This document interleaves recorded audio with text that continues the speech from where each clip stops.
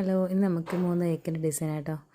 ഇതൊന്ന് half kg tall കേക്കായിരുന്നു. Half kg tall കേക്കാണ്, നല്ല ക്യൂട്ടല്ലേ.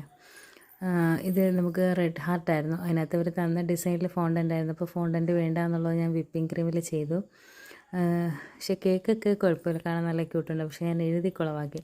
നേരത്തെ ഞാൻ ഗനാശയിലൊക്കെ എഴുതുമ്പോൾ വലിയ വൃത്തികേടില്ലാതെ കിട്ടുമായിരുന്നു. പക്ഷേ ഇപ്പം അങ്ങോട്ട് ശരിയാവുന്നില്ല.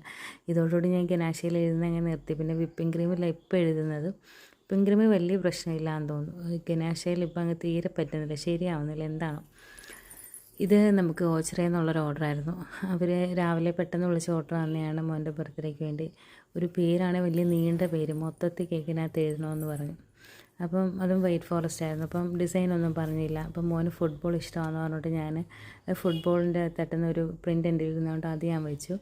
പിന്നെ സൈഡിൽ ഡിസൈനായിട്ട് മറ്റേ ഗ്രാസ് ഡിസൈനും കുറച്ച് കൊടുത്തു.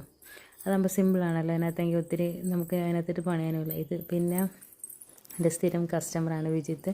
പുള്ളി ഇതുപോലെ പെട്ടെന്നേ പറയത്തുള്ളൂ. ഇതും വൈഫിൻ്റെ അനിയത്തിയുടെ ബർത്ത്ഡേക്ക് വേണ്ടി ആദ്യം ഹാഫ് kg ആയിട്ടോ പറഞ്ഞു.